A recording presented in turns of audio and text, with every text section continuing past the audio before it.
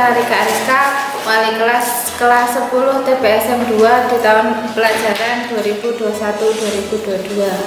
Saya ucapkan selamat datang dan selamat telah diterima sebagai siswa kelas 10 TPSM 2 di SMKN Pesesi.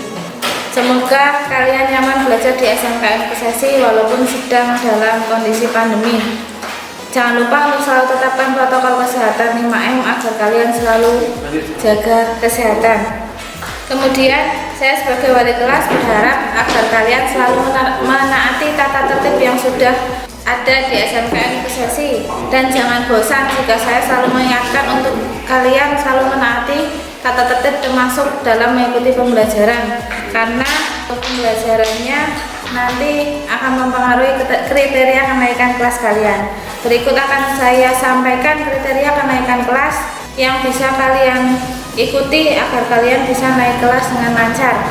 Yang pertama itu menyelesaikan seluruh program pembelajaran dalam 2 semester. Harus diikuti 2 semester dalam 1 tahun. Kemudian yang kedua, memiliki sikap sekurang-kurangnya baik. Jadi jangan sampai kalian menyepelekan guru atau membuat kesalahan dalam sikap. Yang ketiga, nilai ekstra pramuka minimal baik. Jadi pramuka itu minimal baik, jadi harus diikuti. Kemudian yang keempat, tidak memiliki lebih dari 2 mata pelajaran wajib A, B, dan C1 yang masing-masing nilainya di bawah KKM atau predikat D. Untuk KKM-nya minimal 70 nilainya. Jadi yang di bawah 70 hanya boleh 2 mapel dari mata pelajaran wajib A, B, dan C agar bisa naik kelas.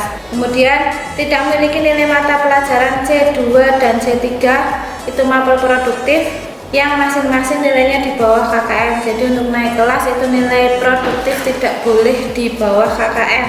Kemudian yang keenam, terakhir, tingkat kehadiran siswa minimal 90%. Jadi kalian jangan lupa untuk absen setiap hari.